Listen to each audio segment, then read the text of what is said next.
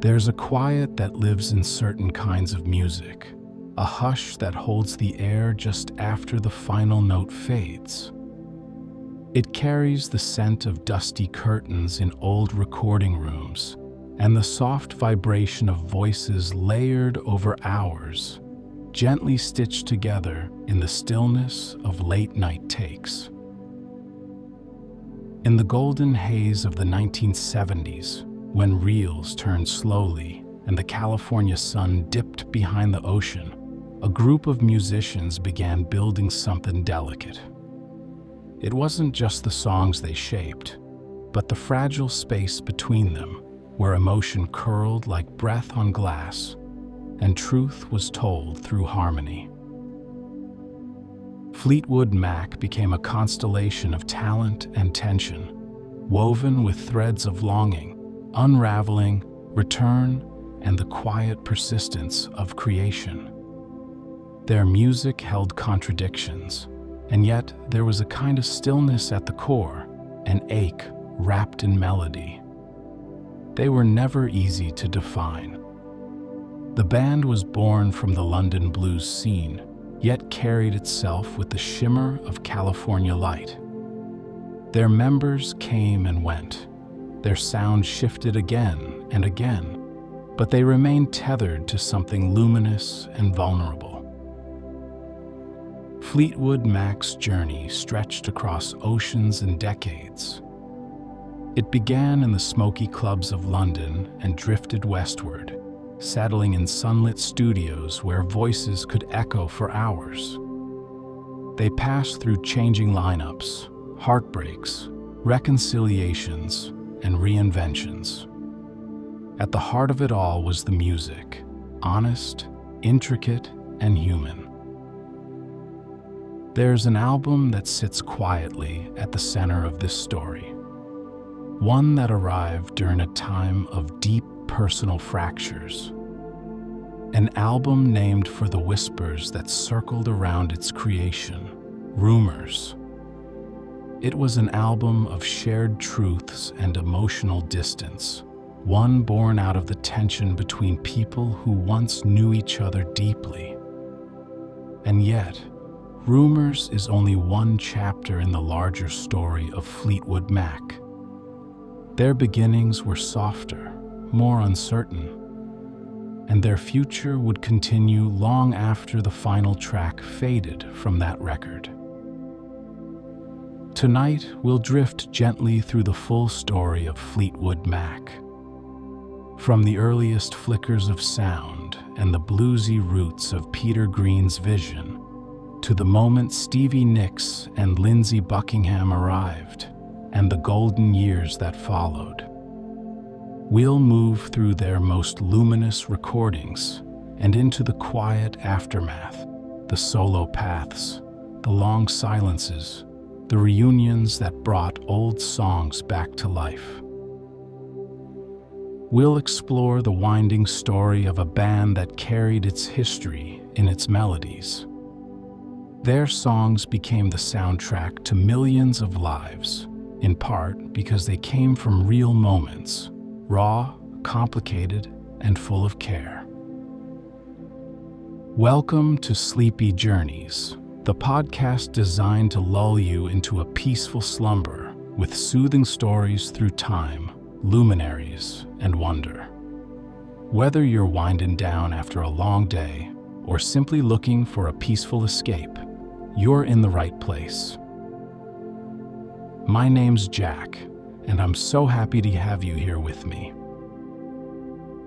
Each night on Sleepy Journeys, we set off together on gentle adventures designed to soothe your mind and ease you into rest. You'll find journeys through history, comforting fairy tales, myths and folklore, inspiring famous figures, and the rich world of music history. Wherever your curiosity takes you, there's a dreamy Sleepy Journeys show for you. Tonight, we're going to embark on a gentle journey through Rumours, the Fleetwood Mac story. It's a story of rhythm and resilience, of fragile connections and timeless creativity. A story about love that shifted shape but never vanished, and melodies that carried the weight of words left unspoken.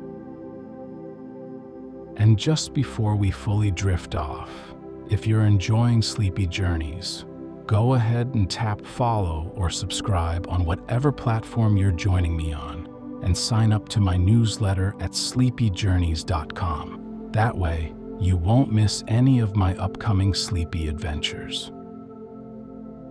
Now, take a deep breath and let's begin. In the soft, dim corners of late 1960s London, there was a kind of music that curled like smoke through underground clubs and tucked-away pubs. It was slow, simmering blues, guitar strings bent with longing, drums that rolled in no rush to arrive, and voices that carried something old and aching. Among these corners, a quiet sort of magic began to stir. Peter Green was still young when he stepped into that world.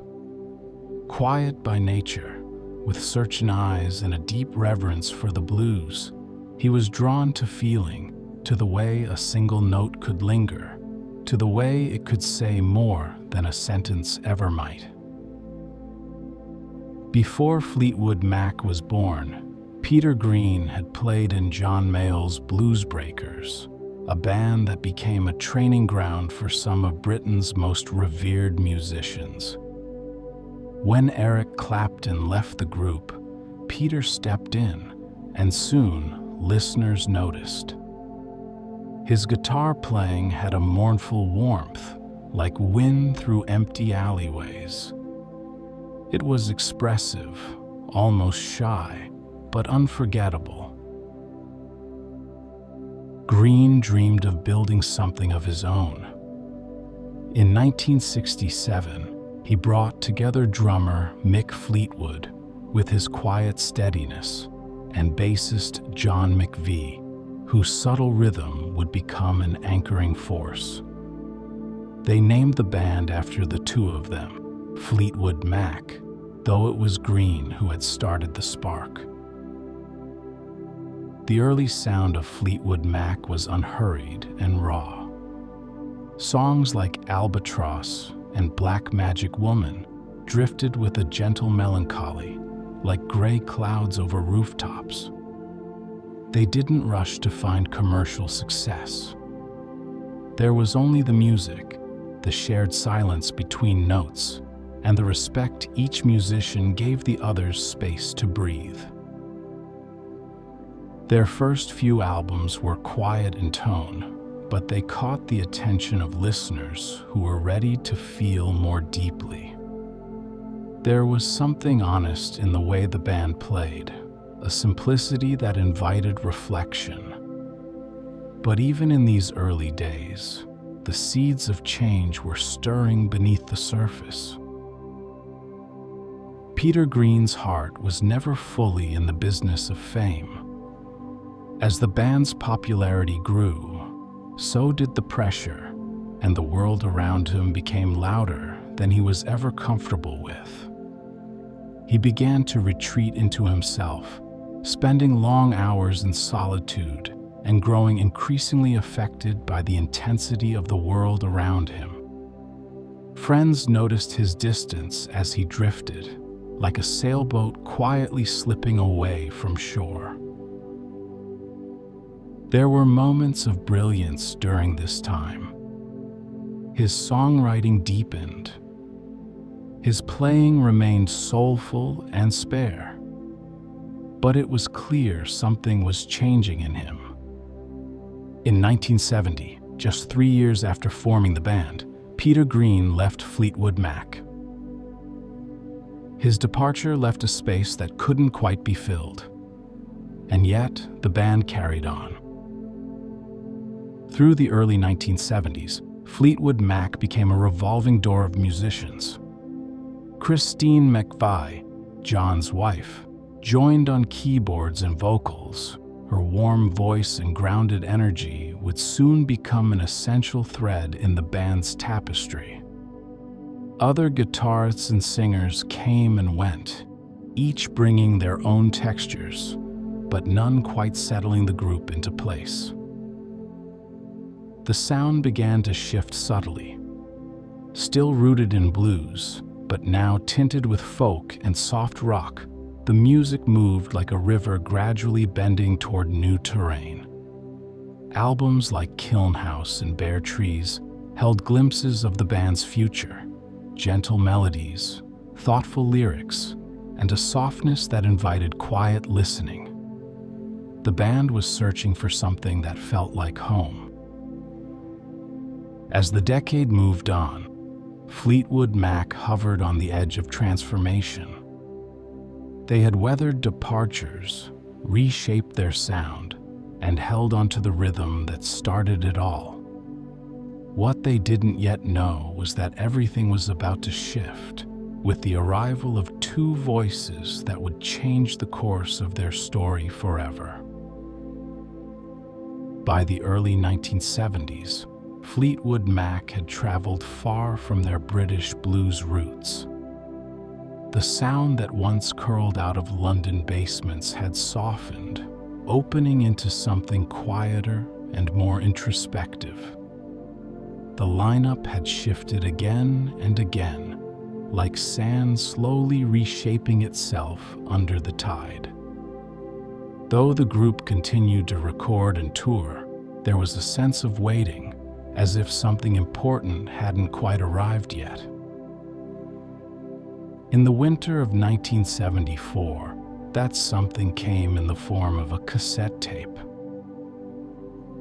Mick Fleetwood had been visiting Sound City Studios in Los Angeles, searching for a place to record the band's next album. The studio's engineer, Keith Olsen, wanted to demonstrate the room's sound, so he played a track from a project he'd recently worked on, a song called Frozen Love by a duo named Buckingham.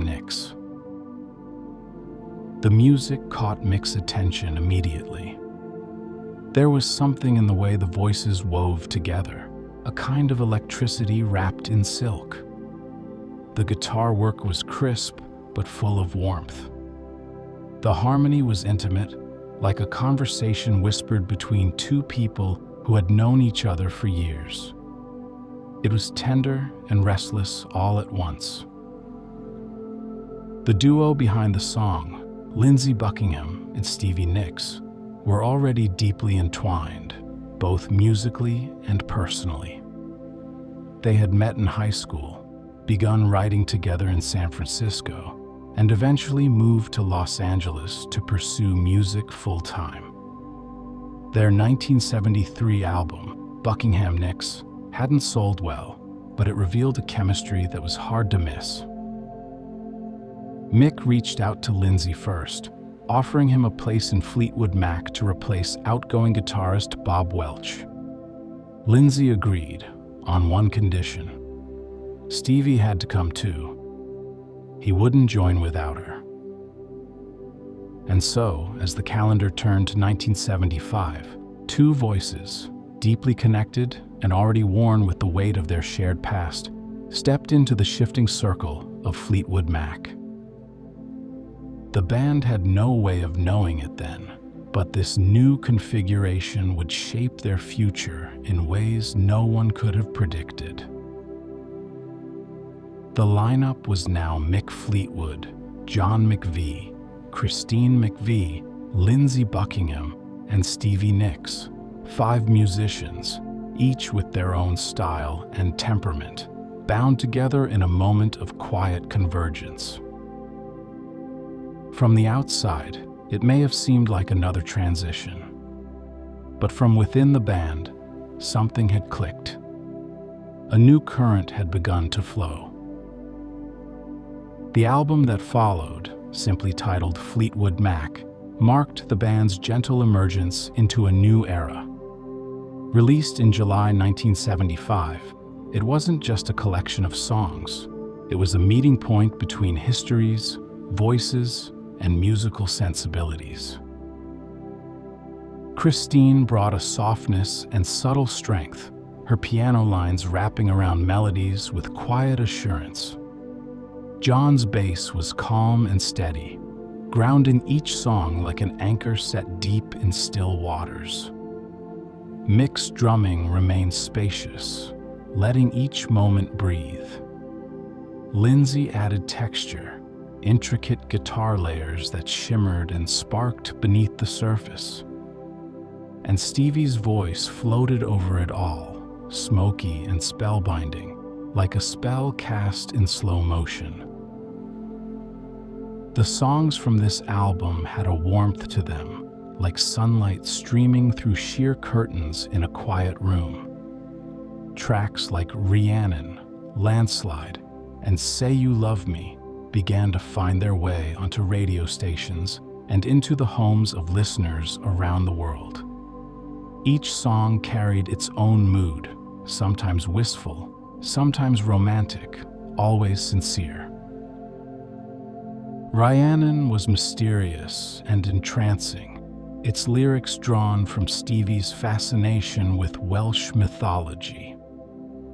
She sang with a kind of restrained wildness, her voice both distant and personal. Landslide, a quiet acoustic ballad, reflected a different vulnerability. Written in a moment of uncertainty, the song's gentle questioning of change, of identity, of time, resonated deeply with audiences. Though it took time to gain traction, the Fleetwood Mac album eventually became a breakthrough. The band was no longer just a blues act or a fading name from the British scene. They were evolving, reshaping, finding something new. The blend of male and female vocals created an emotional palette that was rich and layered, offering perspectives from multiple corners of experience. Behind the scenes, of course, the foundations were already beginning to tremble.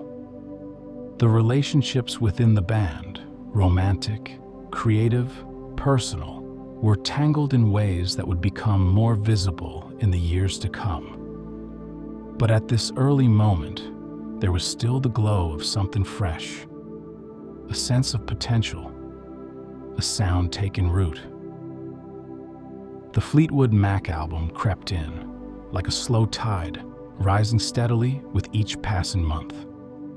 By the end of 1976, it had become a quiet triumph, a gentle spark that would soon ignite. The world that surrounded Fleetwood Mac in late 1976 was sun-drenched on the surface, yet unsettled underneath. The band had just completed a triumphant chapter with their self-titled album, which slowly climbed the charts over the course of a year. Their sound, rich with layered vocals and soft, intimate instrumentation, had resonated deeply with a wide audience. But as their fame grew, so did the emotional distances between them. The group that once bonded over shared musical instincts now found themselves entangled in the quiet undoing of personal relationships. Christine and John McVie had separated. Stevie Nicks and Lindsey Buckingham were slipping away from each other after years of romantic entwinement. Even Mick Fleetwood, typically the band's grounding presence, was navigating personal loss and uncertainty in his own life. Yet, amid this soft unraveling, the band did not turn away from one another. Instead, they turned inward, toward the music. They chose to begin work on a new album in Sausalito, California, at the record plant, a studio nestled just beyond the haze of San Francisco. The space was tucked into a quiet bay, a place where fog rolled over the water in the mornings, and golden sunlight spilled across wooden decks in the afternoons. It was a beautiful, isolated setting, designed to keep artists in a kind of cocoon. Within that peaceful environment, Fleetwood Mac brought their emotional baggage. The sessions began in early 1976, and what followed was a delicate balancing act, writing, singing, and performing songs not just beside the people they were heartbroken over, but often about them. Each day brought new tracks, new tensions, and the silent weight of old affection.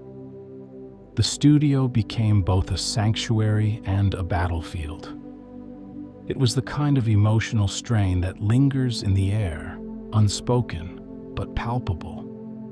Yet, through it all, the music began to form. The songs that eventually became Rumours came slowly, like pieces of a puzzle that refused to fit until emotions had settled just enough to let the truth speak. The album wasn't conceptual in the traditional sense. There was no overarching theme planned, but the shape it took was unmistakable. Each track seemed to reflect a different sliver of experience, like pages torn from the same diary. Go Your Own Way, written by Lindsey Buckingham, was sharp-edged and driven, shaped by frustration and longing. It moved with a force that belied the vulnerability behind its lyrics. Stevie, who had once lived in step with him, now sang harmonies to the very words that detailed their distance. Christine McVie's Don't Stop was brighter in tone, hopeful even, yet carried its own quiet ache. Her songs often offered a gentler kind of reflection. You Make Loving Fun, written after she had found a new relationship, shimmered with lightness, though it too sat atop complex emotional terrain. Stevie's Dreams arrived in a kind of hush. She wrote it alone in a small room at the record plant, a window open to the sea breeze. The song's rhythm was steady and patient, a pulse that seemed to float. Her voice drifted through the verses like wind through open curtains, singing of separation as a quiet inevitability. Mick Fleetwood's drumming held the entire album together. Subtle and spacious, it gave room for emotions to unfold. John McVie's bass lines, steady and fluid, provided the unspoken glue between shifting melodies. Every part, every instrument, every voice was given space to breathe. Somehow, the album began to take shape alongside the emotional fractures within the group. The production process was long and exhausting. The band worked long hours, often deep into the night. Disagreements emerged. Emotions rose and fell like tides. Through the discomfort, something beautiful kept forming. When the sessions finally ended and the final mixes were complete, there was a quiet awareness among them that they had captured something rare. Rumours didn't try to conceal what was happening behind the scenes. It gave those moments form and melody, honesty shaped into song. The album was released in February of 1977. It was met with immediate and overwhelming acclaim. Listeners felt the emotion behind the music. The stories woven into each track, even if the listener didn't know them by name, resonated in subtle and profound ways. Within a year, Rumours would become one of the best-selling albums of all time. For the band, it wasn't a triumph in the traditional sense. It was a moment of stillness amid the chaos, a way to express what couldn't be said directly. The album was a mirror, reflecting back the beauty and complexity of love that had shifted but never fully disappeared. They had created a classic, one built on the fragile honesty of 5 people making sense of their lives through sound. The release of Rumours in 1977 was like the quiet turning of a page that the whole world stopped to read. The album spread gradually, warmly, with songs drifting from car radios, record store speakers, and bedroom turntables. Within months, it became a cultural touchstone. By the end of the year, Fleetwood Mac had gone from being a well-respected band to a worldwide phenomenon. The weight of that success, though soft on the surface, pressed heavily on the people behind it. Touring for Rumours began soon after its release. Stadiums filled quickly. Audiences were large and adoring, their voices echoing lyrics that had once been written in solitude and sadness. But while fans heard harmonies, the people singing them were still walking through the long, uneven process of letting go. The wounds that inspired the album were still healing, some slowly, some not at all. On stage, the band played with precision. Stevie, wrapped in flowing shawls and mystery, swayed in gentle circles. Lindsey's guitar work burned with quiet intensity.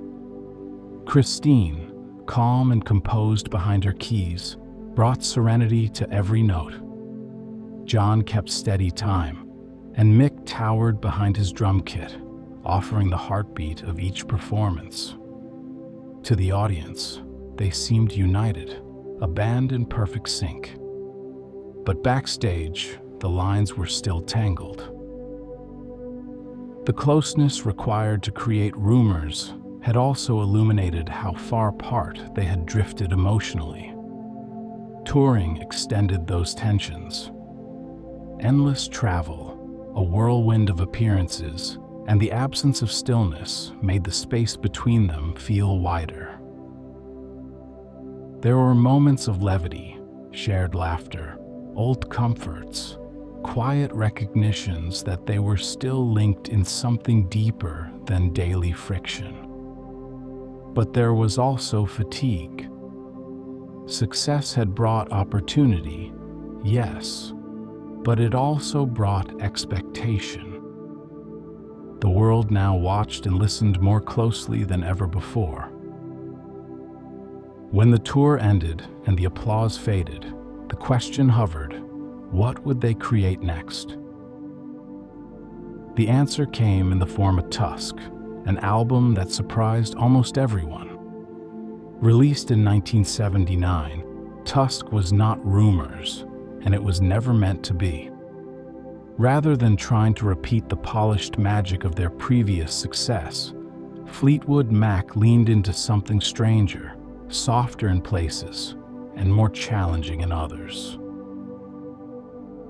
Much of that shift came from Lindsey Buckingham, whose artistic instincts were tugging the band toward experimentation. After the streamlined clarity of Rumours, he envisioned something looser, an album that felt like walking through a hall of mirrors, each room with a slightly different reflection of the band's soul. Lindsey recorded parts of Tusk in his own home, using new techniques and layering sounds that hadn't yet found a place in the band's previous work. He was chasing texture, chasing edge. The result was sprawling, 20 tracks across 2 LPs. There were still moments of gentleness, like Christine's Sarah, with its ethereal progression and quiet ache. Stevie's contributions, too, shimmered with emotion. Storms and Beautiful Child each floated on a sea of restraint and longing. Alongside those songs lived Stranger Creatures, tracks built from rhythmic repetition, unexpected arrangements, and a kind of deliberate roughness. The title track, Tusk, with its marching band and pounding cadence, sounded almost confrontational. It puzzled some listeners, thrilled others, and drew a clear line in the sand. This was not a sequel to Rumours. The commercial response reflected the risk. Tusk sold well by most standards, but it didn't match the monumental numbers of its predecessor. Some critics were unsure how to approach it. Over time, the album developed a quiet reverence, understood by those who saw it for what it was, an honest, experimental exploration of where the band had come from and where it was willing to go. Internally, the process of making Tusk was draining. The same emotional complexities that once fueled their creativity now felt heavier. The sessions stretched on, full of subtle disagreements and long silences. Still, they moved forward, song by song, piece by piece. What Tusk offered wasn't perfection or closure. It was reflection, a mirror held up to 5 musicians who had already given the world their most vulnerable selves, now searching for what remained. By the time the album was released, the band had grown older in ways that weren't always visible. The glitter of fame no longer dazzled the same way. The spotlight still shone, but their eyes had adjusted to the brightness. They had made something honest again, even if it sounded different. Once again, they returned to the road, carrying the new songs to the world. The echoes of Rumours still followed them, but Tusk allowed them to step sideways, to breathe in a different rhythm. It was a bold, quiet step into unfamiliar ground. Though it didn't have the same mass appeal, it revealed something enduring. Fleetwood Mac would not be defined by a single moment, no matter how luminous. After Tusk, the path ahead for Fleetwood Mac became less defined. The emotional toll of years spent writing, recording, and performing under the weight of complex personal ties had left each member longing for space from the entanglement. Their creative bonds remained strong, but their individual identities were growing louder, pressing softly for attention. Stevie Nicks had already begun to step into her own quiet orbit. In 1981, she released her first solo album, Belladonna, a dreamy collection of songs that allowed her voice and vision to stretch beyond the boundaries of the band.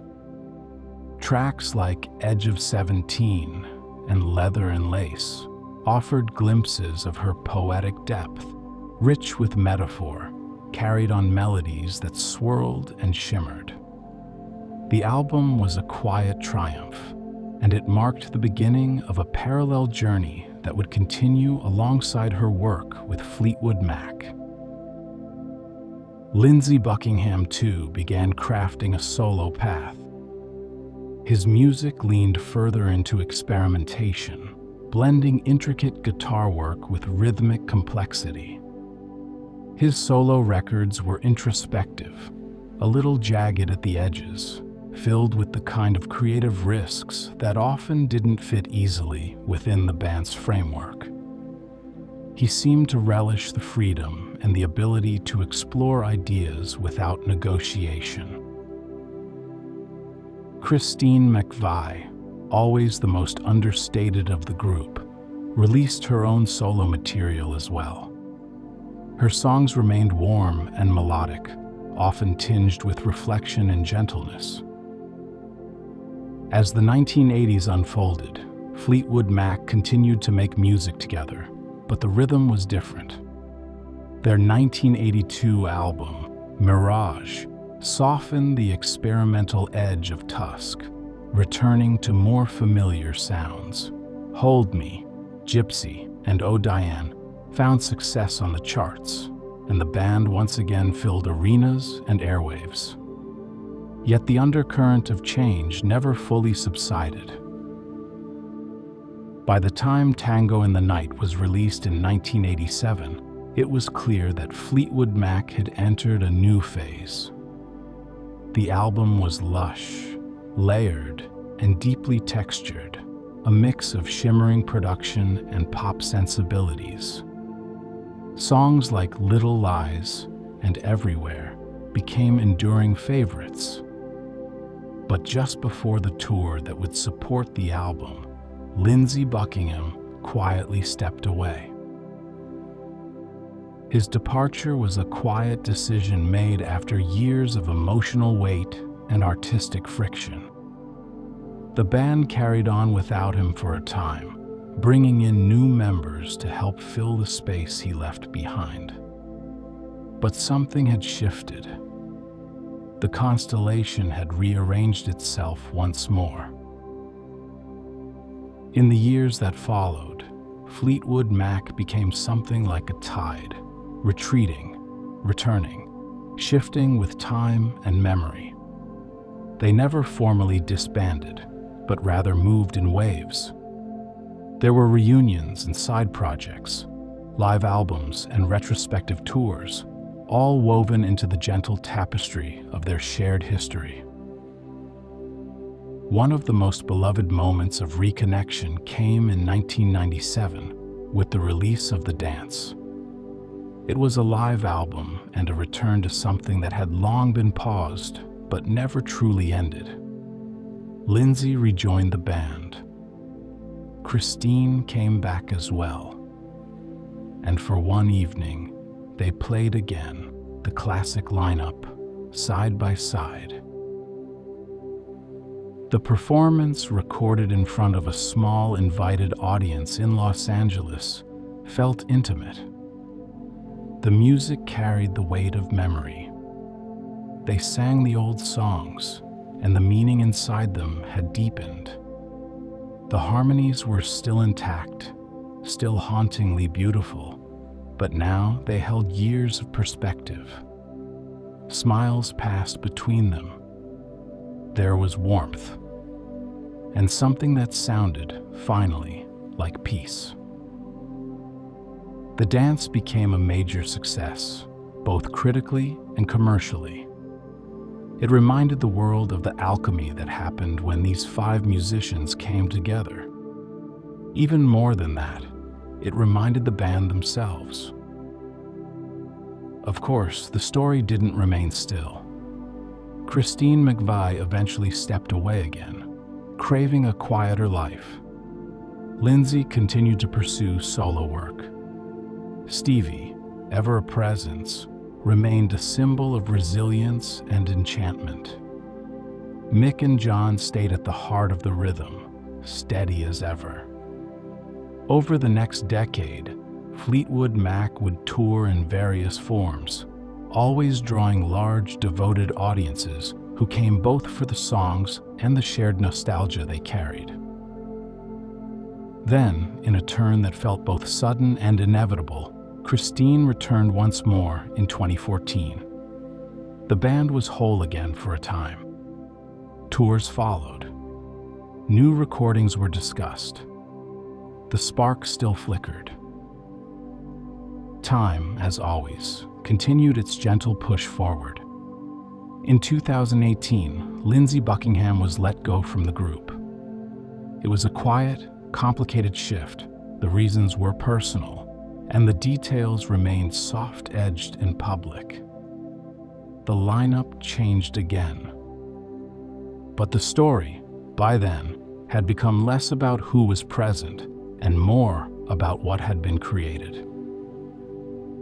Fleetwood Mac had long ceased to be just a band. They were a kind of living history, a musical archive of deep feeling, fragile trust, and enduring connection.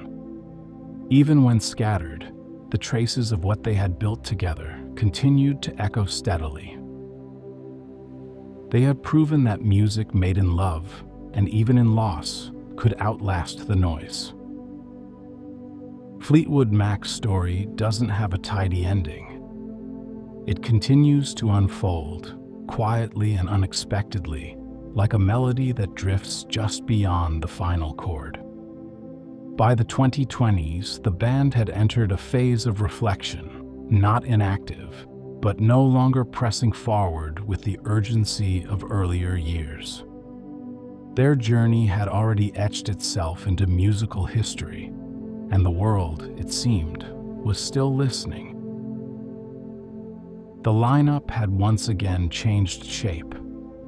Lindsey Buckingham, a central force in their most iconic era, was no longer performing with the group. In his place came new collaborators, musicians who stepped gently into the spaces he left behind. Yet for many, the essence of Fleetwood Mac remained tied to the magic created when the five core voices, Mick, John, Christine, Lindsey, and Stevie, came together. Stevie Nicks continued to tour and record as a solo artist. Her presence, always mysterious and poetic, remained magnetic.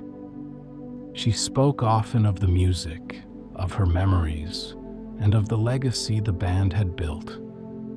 She was inducted into the Rock and Roll Hall of Fame twice, once with Fleetwood Mac, and again as a solo artist, the first woman ever to be honored in that way. Mick Fleetwood, ever the band's quiet heartbeat, remained its most steadfast steward. He performed, wrote, and reflected, often speaking of the band's story as something deeply personal, yet also shared with millions. He understood that Fleetwood Mac had become more than just the people who formed it. It had become a kind of shelter for listeners, a place they could return to. In 2022, the story took a sorrowful turn. Christine McVie, the band's calm center and melodic anchor, passed away at the age of 79. Her voice, soft, clear, gently melancholic, had shaped so many of the band's most enduring songs. Tracks like Songbird, Everywhere, and You Make Loving Fun carried her warmth, her steadiness, her grace. Her passing was mourned by her bandmates, who spoke of her with quiet reverence. Though her voice would no longer rise in concert halls or recording studios, it remained alive in the music, eternal, as melodies often are. The remaining members responded with reflection. There were tributes, but no elaborate farewells. Just music, softly playing the way it always had. And though the band has not announced a formal ending, they seem content to let the music speak for itself now, to let the songs hold the space they once filled. Fleetwood Mac, in its later years, became something beyond any lineup. It became a symbol of endurance, of emotional honesty, of imperfection turned into beauty. And for those who listened, then and now, the band's music became a gentle place to return to. Familiar, comforting, still pulsing with life. Fleetwood Mac's legacy is shaped by the very things that often pulled them apart: emotion, complexity, longing, and truth. Their songs were never polished to hide the fractures beneath. Instead, those fractures gave them shape. In an industry often marked by image and expectation, the band offered something more vulnerable, a sound that was unmistakably human. They showed the world that music could hold contradiction, that a song could be soft and strong, that harmony could exist even when the people singing it were struggling to find their way back to one another. And through it all, they kept creating, slowly, sometimes haltingly, but with a shared sense that their voices together still meant something. Rumours, often seen as the crown jewel in their discography, remains a quiet marvel. It is a document of feeling, of inner weather made audible. And in the albums that followed, Tusk, Mirage, Tango in the Night, the story continued in layered form. Each record carried forward a new mood, a new season, but the same core remained. For listeners, Fleetwood Mac became more than a favorite band. They became a kind of emotional companion. The songs echoed moments of joy, of transition, of heartache and reflection.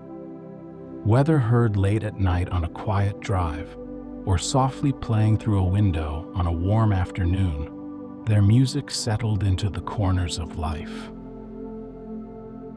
There are few bands that leave such an imprint, one that hums beneath memory, that feels like it has always been there.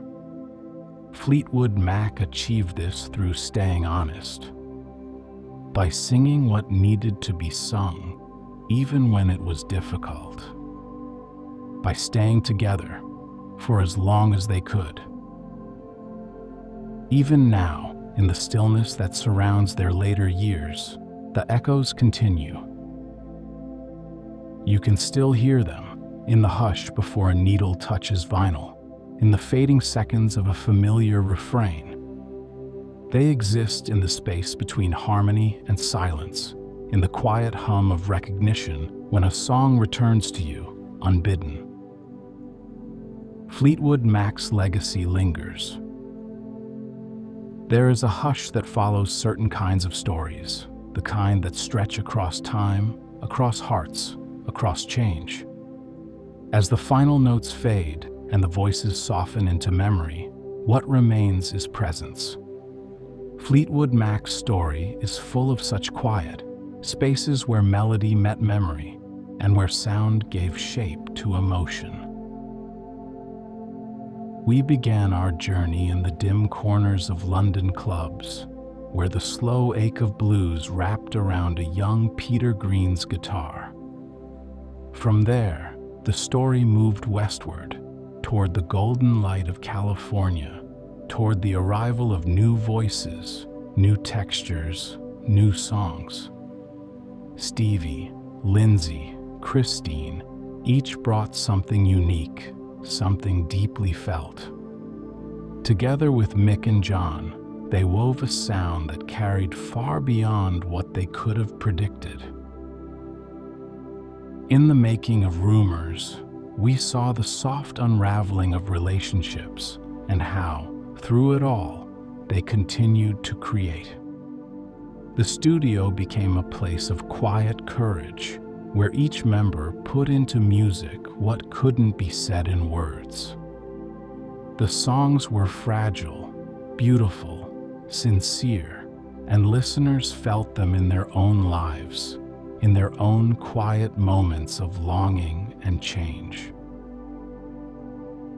Then came the years of evolution: Tusk, bold and textured; Mirage, dreamlike and steady; Tango in the Night, lush and layered. They moved through these seasons with grace, even as time and circumstance pulled them in different directions. Solo paths opened. Silence settled in places where there had once been sound. Again and again, they found one another, sometimes for an album, sometimes just for a song, but always with the echo of something once shared. Fleetwood Mac was never just a band of perfect harmonies. They were a band of real people, vulnerable, resilient, brave in their honesty. Their music didn't gloss over pain. It carried it, softened it, turned it into something that could be held. And in doing so, they offered something gentle to the world, a place to feel, to reflect, to simply be. Now, as we lie still, eyes closing, the music settles around us like dusk. Perhaps you can hear the faint notes of landslide drifting through the air, or the soft pulse of dreams beneath the hush of night. These are moments, touchstones, carried from the hearts that made them to the hearts that needed them. Fleetwood Mac's story lingers in the warmth of vinyl spinning, in the hush before dawn, in the subtle ache of remembering someone you once loved. Their harmonies still float through the years. Their stories still live in the silence after the last chord. As you drift deeper now, let your breath slow. Let your body relax. The music will stay with you. The story will wait for you. There is nothing more to do, only rest. Thank you for joining me on tonight's journey. I hope it brought you a little peace, a little wonder, and a little closer to rest. Until next time, sweet dreams.